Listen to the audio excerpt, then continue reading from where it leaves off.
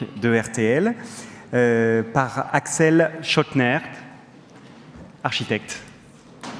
Bonjour, merci de m'avoir invité à cette conférence.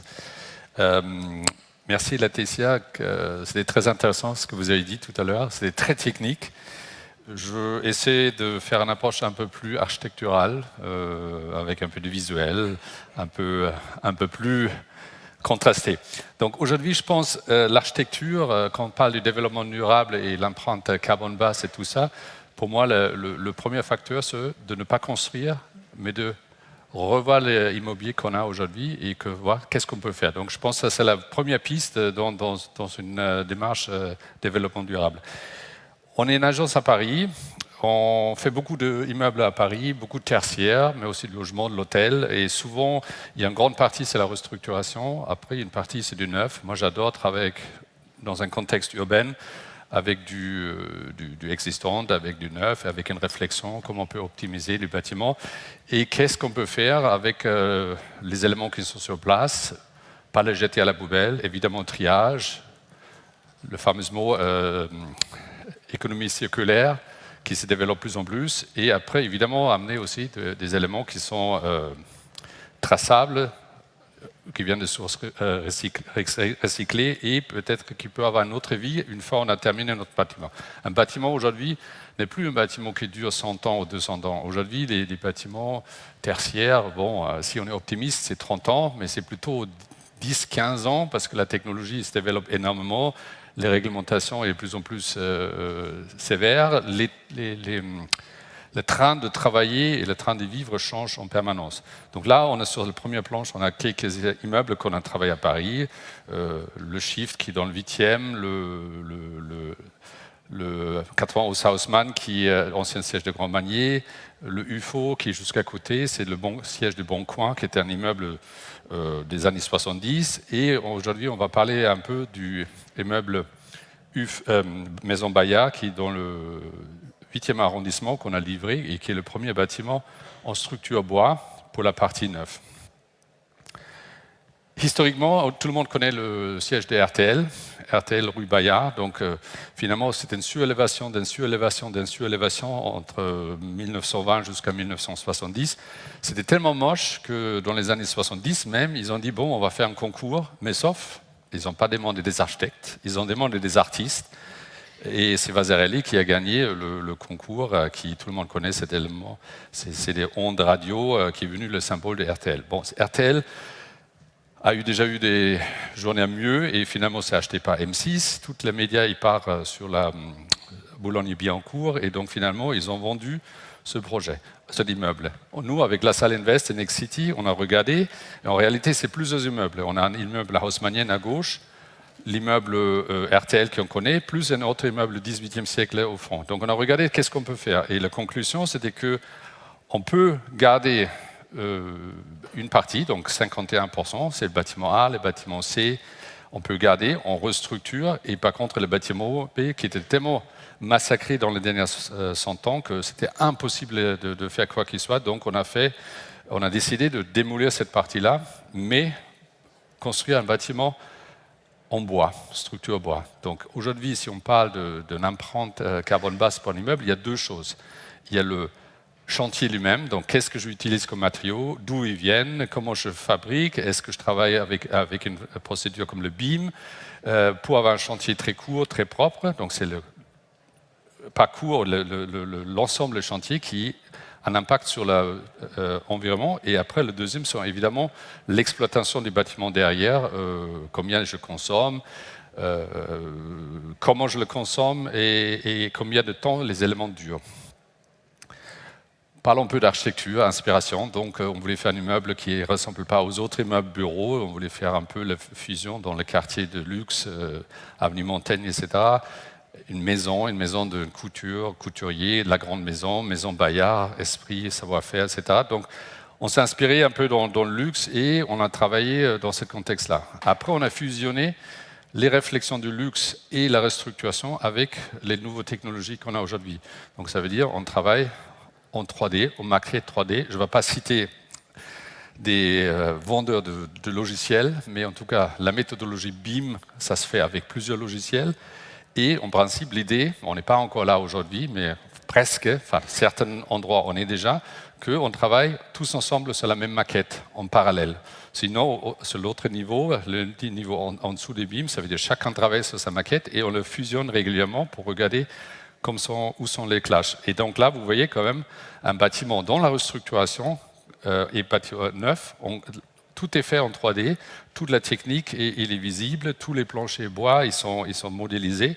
Et finalement, une fois on commence le chantier, ça va très très vite. Donc c'est évidemment dans l'impact carbone bas et aussi pour l'environnement local, parce qu'on est en ville, donc il y a évidemment beaucoup d'habitants qui viennent chaque matin, mais comment ça s'arrête le chantier? Comment s'arrête le bruit? C'est toujours, écoutez, un chantier, c'est toujours un peu de bruit, c'est toujours la poussière, mais on fait le mieux pour que ça se va très vite et moins polluant qu'avant. Vue aérienne avec une drone, on va à gauche, haute, le bâtiment haussmannienne, et à droite, la partie là-haut, une charpente du bâtiment au XVIIIe siècle, et au milieu, le trou, donc c'est lequel on va monter la structure en bois. À gauche, c'est le bâtiment haussmannienne. Donc, en principe, si on travaille sur un projet comme ça, on a 3 typologies de bâtiments. Donc, la haussmannienne, par exemple, on ne peut pas isoler par l'extérieur parce que c'est la pierre de taille, c'est beau, c'est compliqué. Donc, évidemment, on travaille plutôt sur une isolation intérieure qui n'est jamais la meilleure en physique avec les points roses, etc. Mais on n'a pas le choix. Par contre, on peut travailler avec des matériaux d'isolation qui sont beaucoup plus performants aujourd'hui, comme il y a 5 ans, 10 ans, et plus qui viennent de sources recyclables. Après, derrière le bâtiment du XVIIIe siècle, c'est une façade assez basique. Donc là, on a travaillé avec une isolation d'extérieur. Et le bâtiment neuf, évidemment, c'est une structure en bois avec une façade complètement isolée, extérieure, avec des vitrages très, très performants, avec des toitures végétalisées. Donc, évidemment, la performance de ce bâtiment, il est exemplaire. À gauche, vous voyez, par exemple, un bout de façade qu'on a accroché sur le haussmannien, parce que sur le bâtiment neuf, on n'a eu pas de la place. Le planning de chantier était tellement intense qu'on ne pouvait pas installer ça. Plus, un chantier, c'est jamais simple. Chaque fois, on pense, on en maîtrise tout. Il y a toujours des nouvelles facteurs qui arrivent.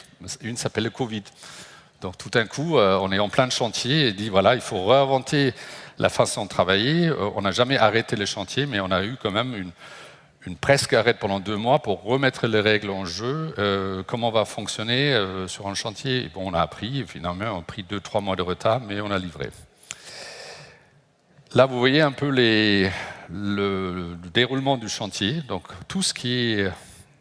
Les planchers, c'est du CLT. Donc, CLT qui venait de l'Autriche. On a essayé d'avoir des sources françaises, mais malheureusement, on n'a pas trouvé. Donc, ça, c'est aussi un axe de développement si on veut travailler sur le bois, qu'on a beaucoup de forêts en France, mais l'industrie qui travaille sur ce projet-là, c'est tout nouveau et c'est en train de développer. Les poteaux qui sont en noix, c'est aussi du bois, on l'a juste protégé pendant le chantier qu'ils ne prennent pas des coups.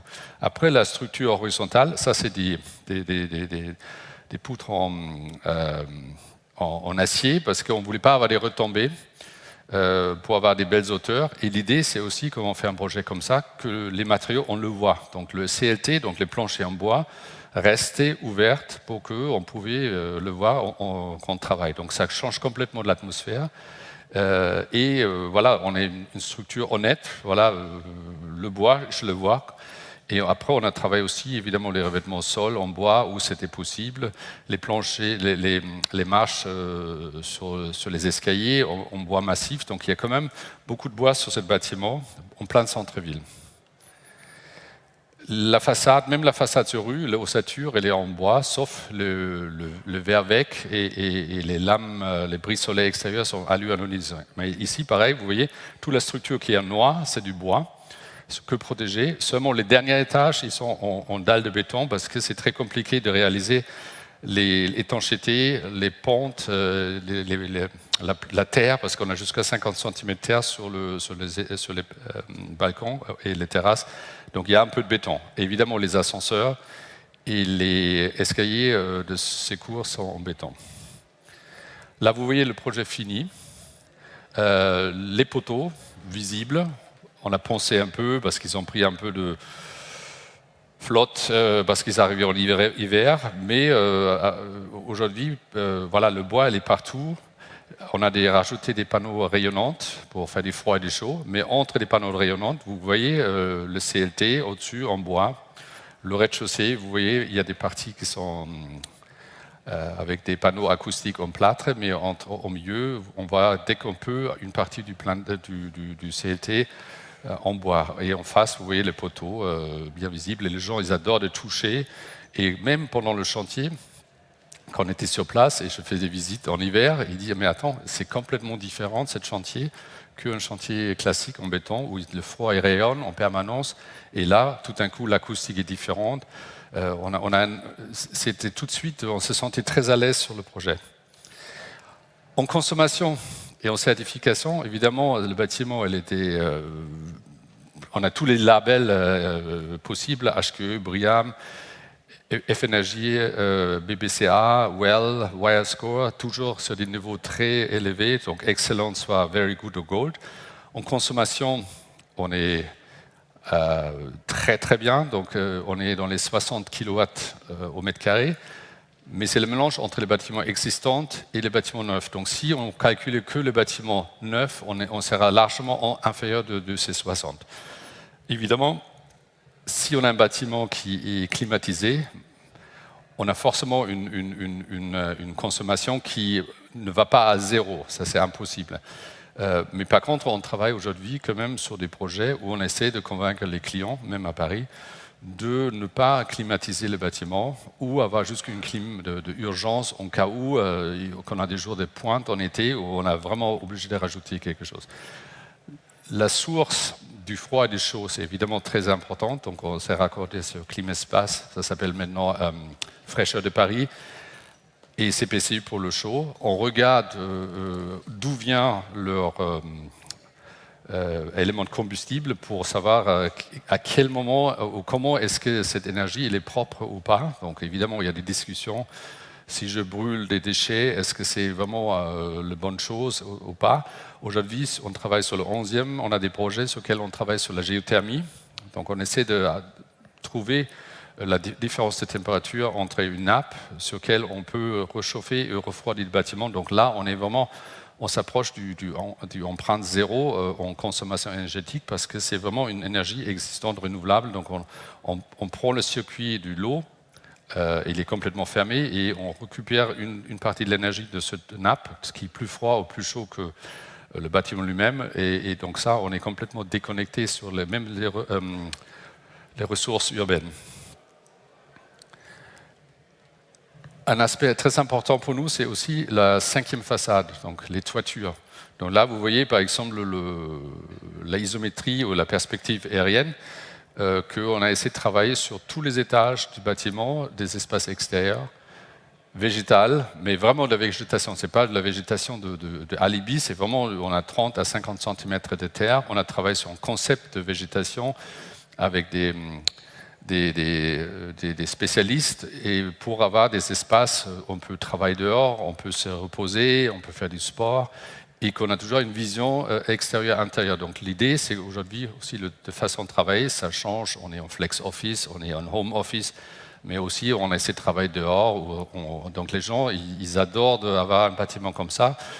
Avant, on a eu 0 espace extérieur. Aujourd'hui, presque tous les étages ils ont des espaces extérieurs. Donc, je pense qu'on a 740 mètres carrés de terrasses accessibles végétalisées. Si on arriverait de faire ce travail sur tous les toitures qui sont plates aujourd'hui à Paris, je suis sûr qu'on pouvait baisser la température en été de 0,5 degrés à 1 degré, ce qui est déjà énorme. En plus, par exemple, on a aujourd'hui un workshop pour dire qu'est-ce qu'on peut faire pour qu'on récupère la totalité de l'eau pluviale sur nos projets et pas que ce qui est réglementaire, qui est déjà assez restreint, mais dire voilà, je veux stocker toute l'eau. C'est un peu compliqué. Il faut avoir des zones de stockage, etc. Mais c'est un challenge que personnellement j'ai engagé sur tous les projets aujourd'hui pour voir dans ce sens-là. Quelques photos architecturales du contraste urbain. Donc à gauche, on a une partie de l'opération, qui est le bâtiment haussmannienne, qui est connecté avec le bâtiment neuf. Et à droite, vous voyez la façade entière. J'ai encore 5 minutes. Je ne sais pas combien de pages j'ai encore. C'est plus vite ou trop vite. Vue aérienne derrière, pareil, en bas, vous voyez le bâtiment historique qu'on a rénové avec une verrière au-dessus, des terrasses sur le bâtiment neuf. Donc tout ça, c'est un ensemble qui est connecté à l'intérieur. L'allongage de la façade rue, c'est la façade sud-sud-ouest, donc elle est très exposée au soleil. Donc on a proposé de faire des stores verticales extérieurs, motorisés, pour arrêter de toujours mettre des stores intérieurs, parce qu'une fois la chaleur rentre, après on va le refroidir le bâtiment. Donc la meilleure chose, c'est toujours revenir à la source de l'architecture, travailler avec l'environnement, travailler avec l'exposition du bâtiment. Des stores extérieurs motorisés, évidemment c'est top. Et évidemment partout, tous les fenêtres, tous les châssis sont ouvrants, donc je peux toujours ventiler naturellement. Quelques vues de l'intérieur de la cour. Voilà, alors je parlais de la façade rue, je parlais de la façade, de la 5e façade qui sont les toitures, mais aussi tous les façades sur cour sont toujours très importants parce que souvent on a un environnement un peu moins éclairé. Donc voilà, ici par exemple on a plus de lumière, mais pas que store extérieur parce que c'est pas la peine parce qu'on a presque jamais du soleil direct dessus. Et des espaces extérieurs un peu cachés partout, là, les petits ponts que vous voyez. On passe d'un immeuble à l'autre, mais on peut sortir. Donc l'idée, c'est que extérieur-intérieur, c'est fusionné. Quelques vues de l'intérieur de ce projet. Pareil, on retrouve le bois à différents éléments. En principe, il y a toujours une chose. Le bois, la peinture blanche sur le plâtre et des éléments anodisés, couleur dorée, champagne, pour faire une belle combinaison des matériaux et des couleurs. Quelques photos avant et après. Donc à gauche, vous voyez le RTL et à droite, vous voyez le nouveau bâtiment avec, voilà, il y a un peu le clin d'œil sur la perforation parce que les panneaux, les stores verticales qui sont à l'extérieur, ils sont perforés, donc quand on les ferme, il y a quand même la lumière et il passe, donc on peut dire oui, c'est un travail de même métal, sauf nous on a travaillé vertical, à l'époque Vasarely travaillait horizontal, sauf là c'était vraiment cacher la misère et derrière on n'a pas de lumière. Nous l'idée c'est qu'on a une façade flexible qui vit avec la saison, qui vit avec le matin, le soir, etc. Donc j'ai trop de soleil, je ferme. Le week-end, je peux fermer la façade entière pour éviter que le soleil réchauffe le bâtiment pendant le week-end. Et après, lundi matin, il faut qu'on réchauffe. Vue avant et à gauche avant et à droite après, on a épaissi un bâtiment qui était trop fin parce qu'on ne pouvait pas l'utiliser, c'était juste qu'un passage. Et ici, voilà, ça c'est l'historique. Par exemple, on travaille, j'aime bien travailler avec les bâtiments historiques. On a trouvé des idées avec les ABF. Par exemple, on a supprimé une rampe de parking qui était horrible et on a mis ce bâtiment en valeur. En échange, on a eu un skydome en haut qui amène la lumière dans la charpente qui est magnifique. À gauche, un peu la façon de travailler. Il n'y a pas encore longtemps. Ce bâtiment était encore actif il y a 7-8 ans, et à droite maintenant, voilà, quelque chose qui travaille avec la lumière, parce que bon, RTL c'est peut-être pas le bon exemple parce que c'était vraiment des studios, donc tout ça se concentre autour des studios, mais le lieu de travail pour les journalistes, la lumière, il était banni, et l'air, le traitement d'air n'existait pas. Donc aujourd'hui, on travaille avec des façades vitrées, avec des éléments ouvrants. Et évidemment, c'est des bâtiments aujourd'hui de service. On installe des zones de sport, on installe des zones de repos, des zones de restauration. Donc, la façon de travailler, elle a complètement changé. Pareil sur les toitures. À gauche, c'était que des installations techniques, bitume, amiante, peut-être même pas blanc parce que c'est trop récente. Et à droite, vous voyez, on a développé tout un concept autour des toitures pour qu'on dise, voilà, c'est vraiment des espaces qu'on doit utiliser et ne pas juste faire négliger. Un des dernières photos, donc à gauche, vous voyez un peu les installations techniques et à droite, tous les toitures qui étaient horizontales plates. On a travaillé dessus pour travailler sur un concept végétal et évidemment aussi toujours des espaces accessible. Je vous remercie. Merci beaucoup, merci. Nous